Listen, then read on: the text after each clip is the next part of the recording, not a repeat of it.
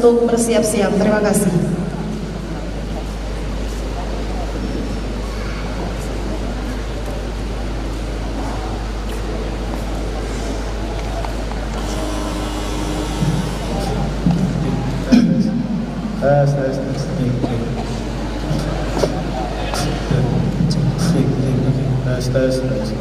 Tes 1, 2, 3 dicoba.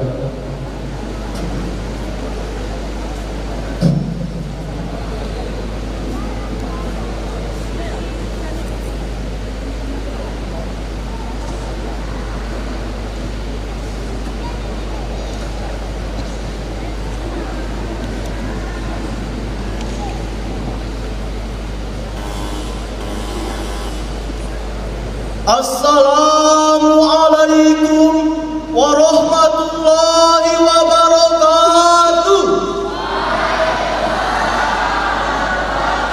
Alhamdulillah, alhamdulillahil karimil mannan, alladzi yarfa'u sya'nal ummati bil ilmi wal iman. Assalatu wassalamu ala sayyidi waladi adnan wa ala alihi wa sahbihi wa man tabi'ahum bil ihsan. Amma ba'd. Dewan Hakim yang adil dan bijaksana, saudara-saudari sebangsa dan setanah air yang tercinta, saudaraku suku Sasak, Brembeka Barsida, saudaraku suku Samawa, Lopnungan Sia Saraya, saudaraku suku Bojo, Bude Habana.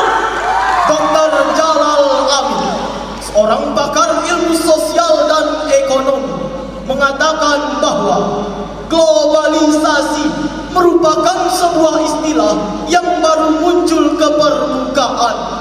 Namun fenomenanya telah mampu merebak dan merombak tatanan di dalam kehidupan. Kini ia telah menjelma laksana mesin penghancur dan pelebur yang mampu meluluh lantahkan dimensi-dimensi di dalam kehidupan. Bahkan dengan tegas, Dr. Goji At-Taubah dalam karyanya Al-Aulama wa Kaifiyatuha Dintuha wa Akhtaruha mengatakan bahwa globalisasi dewasa ini mewariskan sedikitnya dua kenyataan yang pahit bagi negara yang sedang berkembang seperti Indonesia. Pertama, realita kemiskinan, dan yang kedua, American Secessionism, yaitu isu-isu penggiringan ideologi agar kita berkiblat kepada Amerika. Lalu hadirin, kita menatap pada diri generasi bangsa kita saat ini. Nampaknya globalisasi dapat mengancam kelangsungan hidup bangsa kita. Karena meskipun bangsa kita merupakan bangsa yang kuat akan sumber daya alamnya, namun bangsa kita merupakan bangsa yang lemah akan sumber daya manusianya.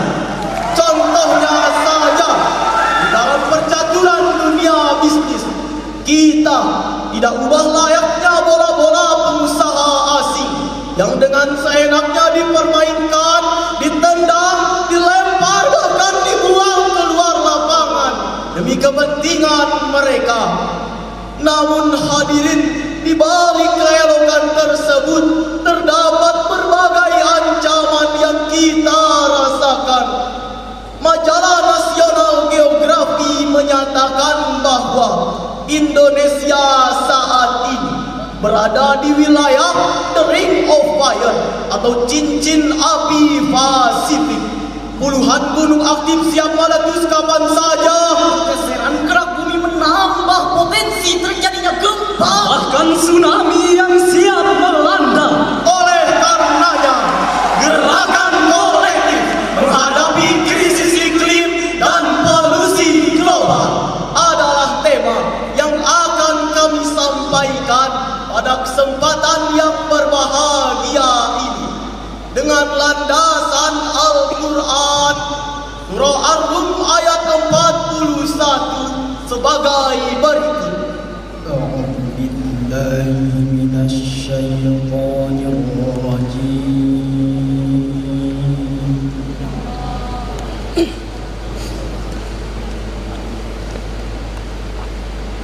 Bismillahirrahmanirrahim.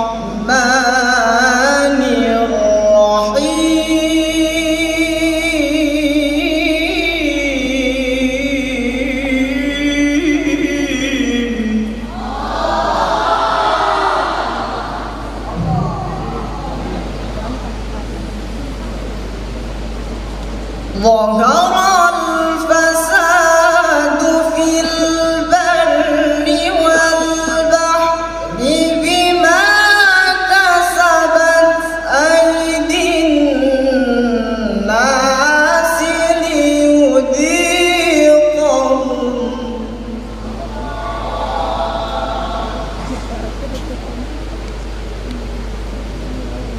بما كسبت أيدي الناس ليذيقهم بعض الذي عملوا لعلهم يرجعون. Aku berlindung kepada Allah dari godaan setan yang terkutuk dengan menyebut nama Allah yang Maha Pengasih lagi Maha Penyayang.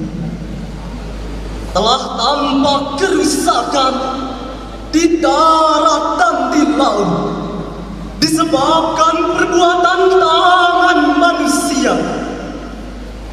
Melalui hal itu Allah membuat mereka merasakan sebagian dari akibat perbuatan mereka agar mereka kembali ke jalan yang benar. Dewan Hakim yang luhur dan berhati jujur, yang insya Allah keluarganya makmur dan penuh rasa syukur.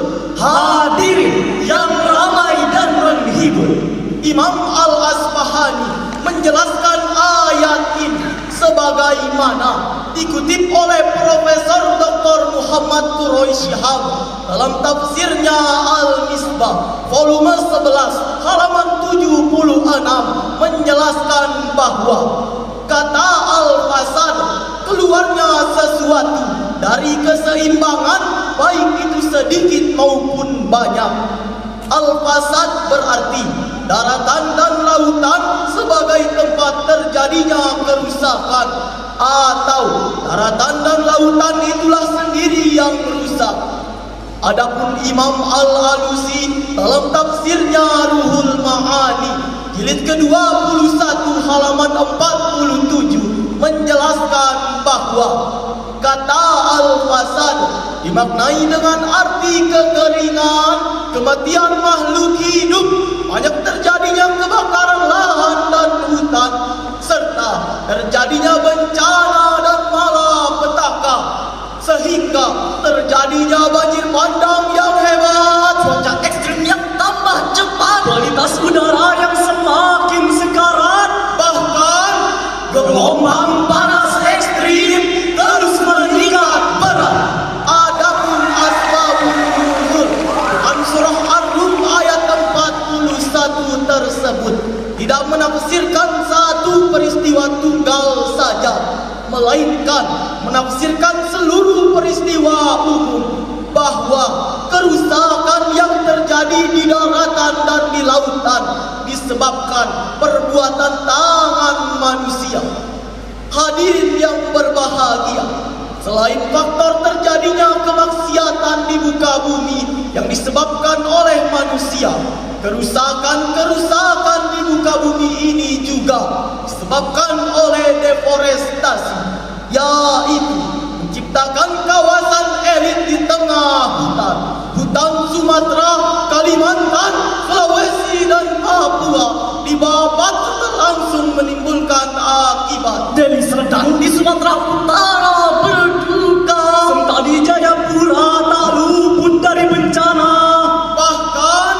Banjir bandang membuat Aceh kami semakin merana.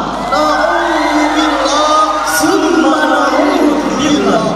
Maka hadirin, melalui tekad yang kuat inilah Allah Subhanahu wa Ta'ala menciptakan manusia untuk tidak berbuat kerusakan di muka bumi.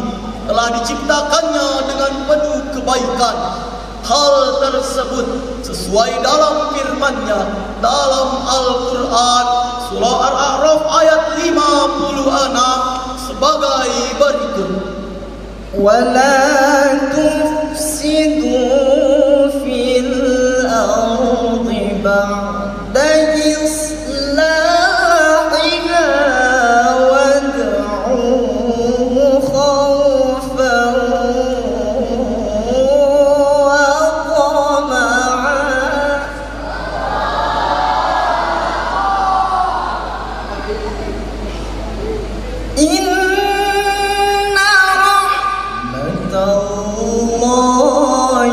قريب من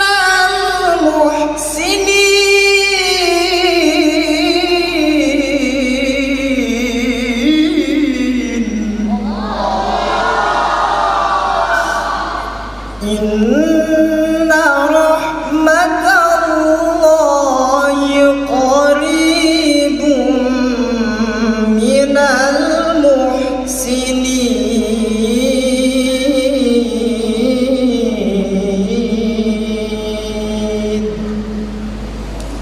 صدق الله العظيم.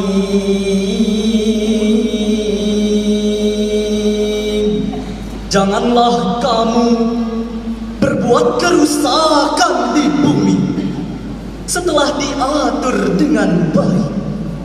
Berdoalah kepadanya dengan rasa takut dan penuh hati.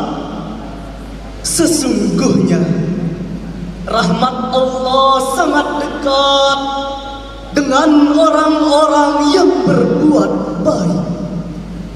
Maha benar Allah yang maha agung, Dewan Hakim yang baik hati, wajah berseri-seri serta wangi sepanjang hari, yang setia menemani kami sampai detik ini. Hadirin pecinta Syarhil Quran yang kami cintai, Profesor Dr. Muhammad Quraish Shihab dalam tafsirnya Al-Misbah menjelaskan ayat ini merupakan larangan kepada umat manusia untuk berbuat kerusakan di bumi setelah diciptakannya dengan penuh kebaikan.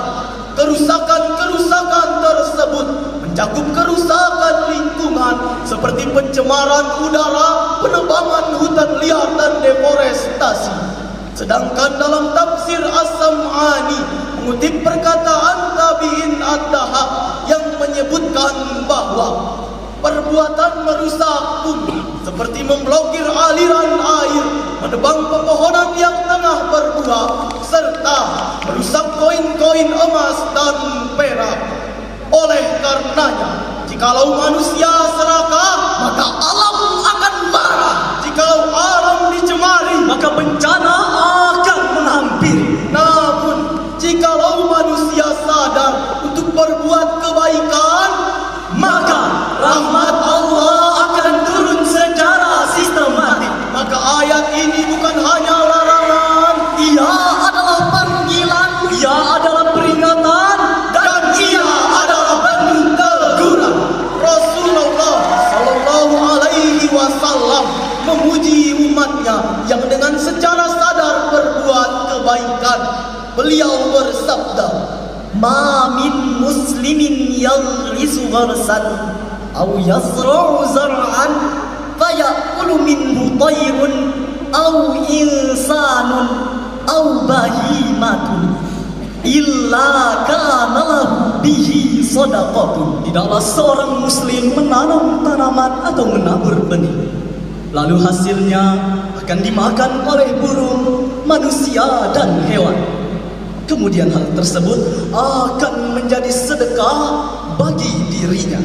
Hadis riwayat Imam Bukhari, Imam Muslim, dan Imam Tirmizi. Pertanyaannya adalah, apakah kita ini dikenal sebagai perusak bumi atau sebagai penjaga amanah Sang Ilahi? Jujur saja, melihat fenomena yang terjadi saat ini, tentunya kami akan memilih menjadi penjaga amanah Sang Ilahi yang langkahnya menumbuhkan harapan, Yang tangannya menanamkan kebaikan, yang hadirnya membawa keseimbangan, sehingga menjadikan generasi tumbuh dalam keselamatan. Melalui syarahan tersebut dapat kita simpulkan bersama bahwa manusia harus melakukan strategi pencegahan bencana melalui dua cara. Pertama vertikal dan yang kedua horizontal. Adapun secara vertikal, manusia harus mendekatkan diri kepada Tuhan yang Maha Kuasa dengan cara tidak melakukan berbagai kerusakan dan kemaksiatan di bumi ini. Adapun secara horizontal, manusia sebagai khalifah di muka bumi harus mengedukasikan diri dengan berbagai cara, yaitu tidak melakukan deforestasi, penebangan hutan liar dan peperangan. Oleh karenanya, jika alam terjaga, maka hidup akan lebih bermakna. jika ekosistem terpelihara, Maka kehidupan akan semakin sejahtera. jika alam kita rawat bersama, maka lahirlah generasi yang mulia. Demikian dapat kami sampaikan pada akhirnya. Terima kasih semuanya. Wassalamualaikum